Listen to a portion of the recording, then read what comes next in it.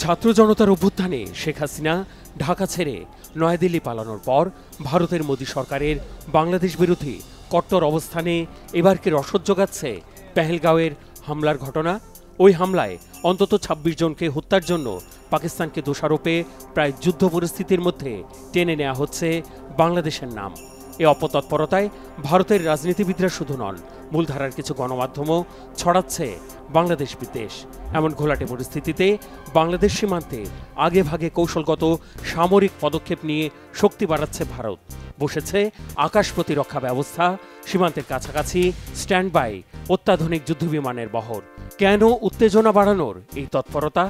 আসলেই কি বাংলাদেশকে হুমকি মনে করছে পরমাণু শক্তিধর ভারত? আগুনে ঘি ঢালার কাজটি করেছে ভারতের সেনাপ্রধানের সাম্প্রতিক বক্তব্য। জেনারেল উপেন্দ্র দ্বিবেদীর দাবি, পাকিস্তানের মদতপুষ্ট জঙ্গি অপতৎপরতা বেড়েছে বাংলাদেশে। সেই সাথে পাকিস্তানের গোয়েন্দা সংস্থা আইএসআইও বাংলাদেশ সীমান্তে আনাগোনা বাড়িয়েছে। মুর্শিদাবাদের ধুলিয়ানে সাম্প্রতিক অস্থিরতার পেছনে বাংলাদেশ সীমান্ত দিয়ে পশ্চিমবঙ্গে জঙ্গি অনুপ্রবেশের অভিযোগও তুলেছে ভারতের গোয়েন্দারা। বিএসএফকে সতর্ক করার রেশ থাকতেই হামলা হয় জম্মু কাশ্মীরে। এতে বাংলাদেশকে আর আস্থার তালিকায় রাখতে নারাজ ভারতের সেনাবাহিনী। তাই বাংলাদেশ সীমান্তকে নজরদারির চাদরে ঢাকতে সব রকমের চেষ্টায় নেমেছে ভারত।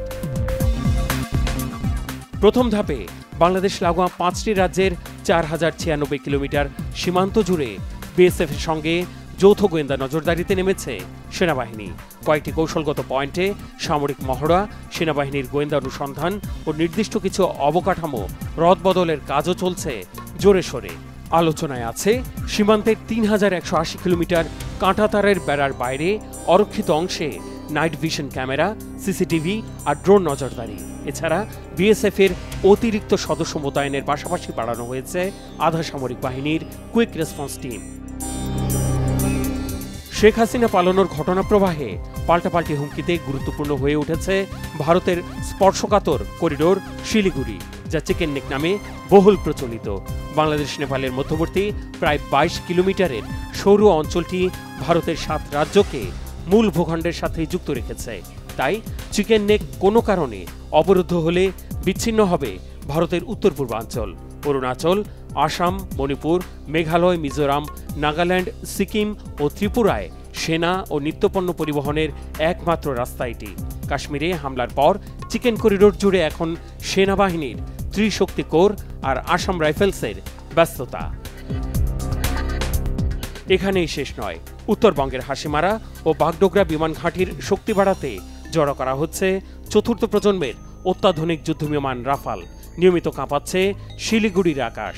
ভারতের হাতে থাকা ৩৬টি রাফালের বহর বাড়াতে ফ্রান্সের কাছ থেকে নতুন করে আরও ২৬টি কেনার চুক্তিও সই হয়েছে গত ২৮ এপ্রিল, যা রাগঢাক ছাড়াই বুঝিয়ে দিচ্ছে বৈরী প্রতিবেশী বিস্তৃত ভারতের উদ্বেগ।